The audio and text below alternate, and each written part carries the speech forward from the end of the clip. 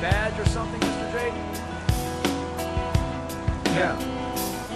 Yeah, of course.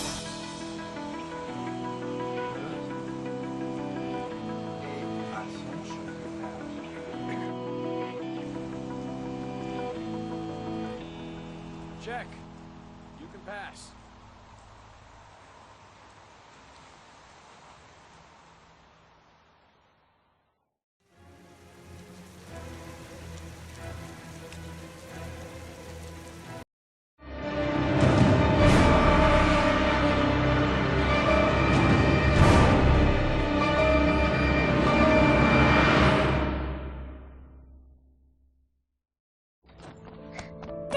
Hey, take it easy, you're gonna knock me over. So this is your big day, huh? Am I grown up now? 10 years old, that's not exactly grown up, but you're getting there. So, could you just give me a name for the camera? My name is Pascal Langdale. What is the text that was given to you? I have Norman Jayden and Ethan as well.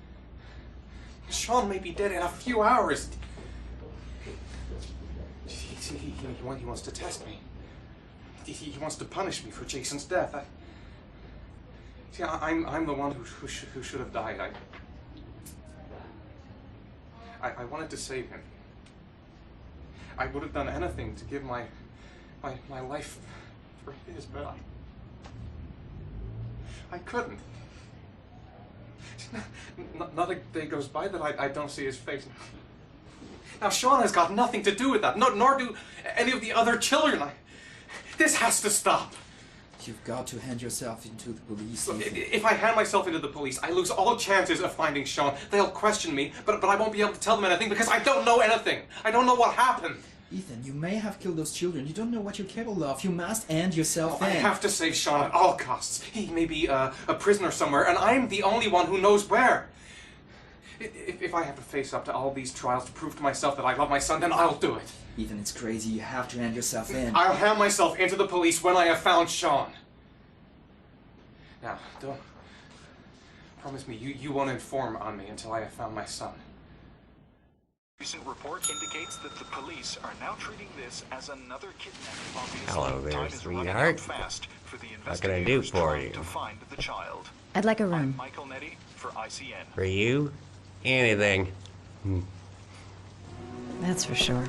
I'm 25. Been modelling for 5 years. I didn't mean to get into modelling at all. I was scouted on the street. I was shopping with my mum.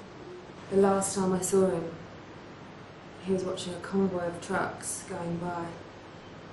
I was about 50 yards away. And he suddenly turned and looked at me. Locked on my eyes. And I didn't realise what was happening straight away. I heard cries from behind me. Everyone started running in slow motion. I just remained motionless, locked on his gaze. I hadn't noticed the detonator in his hand. Your vast experience hasn't prevented 8 victims from being murdered. Fucking asshole! Blake, if you've got a better plan, I'm willing to listen. Don't be shy. I'm all ears. Yeah, Leon Ockenden, Can you tell me a little bit what you've done recently? PFD. The last thing I did a thing called Richard the Lionheart for the BBC. Corda confessed. You beat him all night to make him talk. He would have confessed to Kennedy's assassination if you asked him. Your confession is a heap of shit. Corder is not the origami killer. He's a sick child killer, but he has nothing to do with the disappearance of Sean Mars. We have lost time for nothing. And all this time it continues to rain. According to the weather forecast, we've got less than 12 hours before we reach 7 inches of rainfall. And we haven't the remotest idea where Sean Mars is. Excellent. I bought 10 minutes of your time, didn't I? All I ask is that you use that time to answer some questions. So, this is where you work? Disappointed? No, it's just very different from what I imagined. How do you become a private eye? Well, I was a cop for 20 years, and one fine day my wife decided to run off with, so you should see all the faces of the husbands when they first discover that I know that they have a mistress. It's like a little kid, their hand caught in a cookie jar. I could have tripled my salary. If I accepted everything they promised me, just to keep quiet.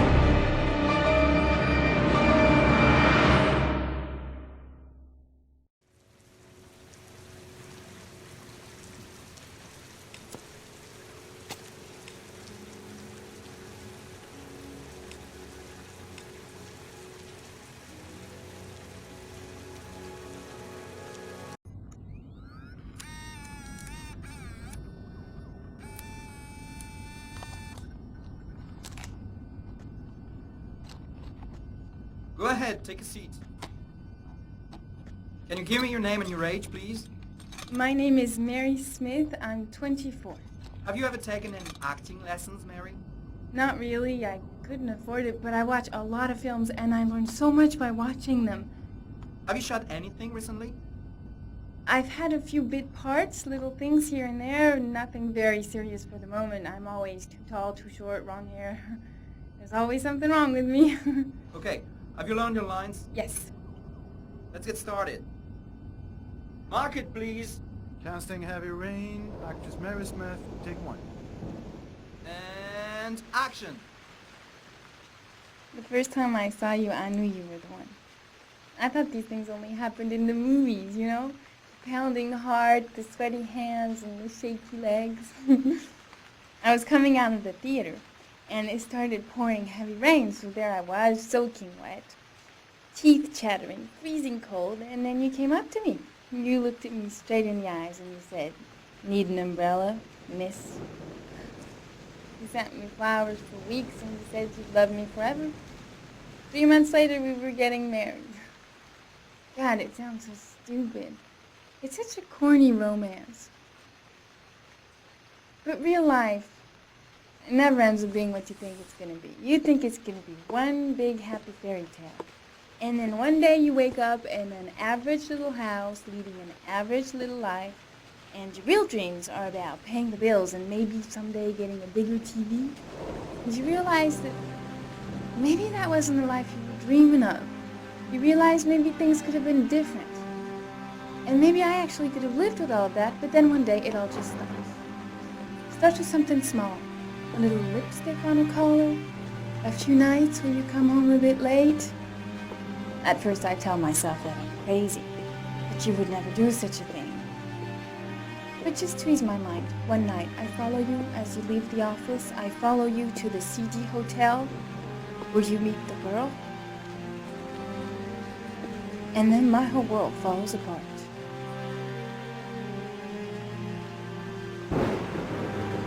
I come home and I cry for hours in my kitchen. I get the gun from the drawer in the bedroom,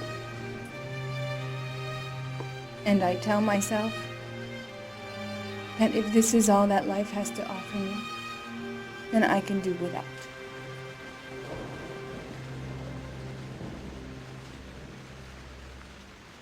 But then I change my mind. After all, I'm not the one who's cheating. So, quietly, I wait for you to come home, sitting in my average little kitchen. Obviously, when you get home, you don't suspect a thing, so I press the fucking gun against your forehead and I take a few seconds to watch the fear grow in your eyes. You tell yourself, she won't do it, she doesn't have the guts, she's just trying to teach me a lesson. But But you are so wrong, honey. I sentence you to death for turning my life into a soap opera cliche, for stepping on my dreams, for not giving a shit about me all those years, and for lying to me and betraying me and humiliating me. I'm making an example out of you for all the assholes out there who think they can keep on fucking us over and over. Goodbye, my love.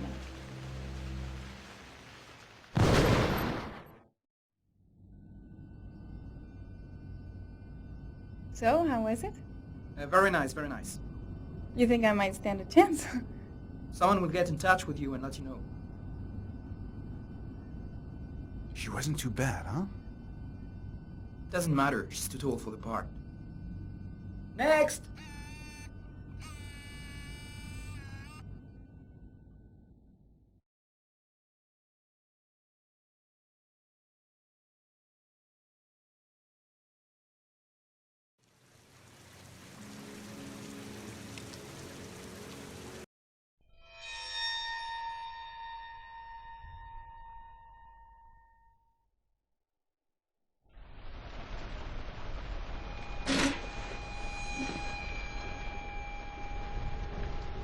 Are you prepared to suffer to save your son?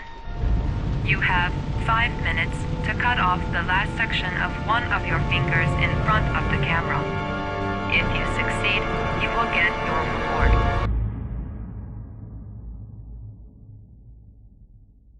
Agent Norman Jaden, FBI. Good evening. My name's Scott Shelby. I'm a private detective. I'm investigating the case of the origami killer. I'd like a room. Madison Page, 27, single. Ethan Mars has had psychological problems since his first son died.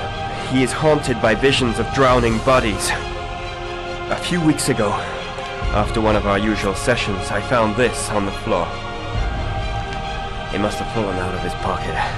Ash, I want you to assign every available man to finding Ethan Mars. I want you to keep an eye on the train stations, the airports, the bus terminal. I want every cop in the city on his ass, so that if he moves, we know about it. You're gonna die, you son of a bitch! I swore on my son's grave that I would kill the man who murdered him. Just don't believe he's guilty. Your other son, Mrs. Shepard. What was his name? Everything I did for love.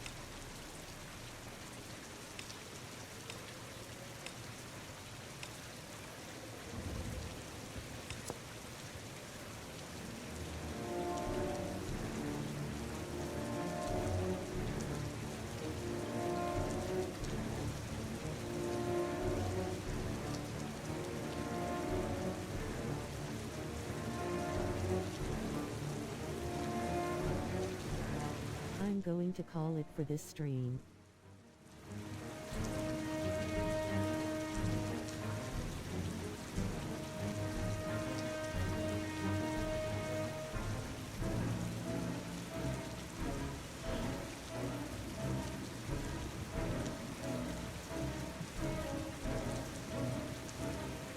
Thanks for watching, liking and following my channel. Shout out to everyone who watched this stream later YouTube.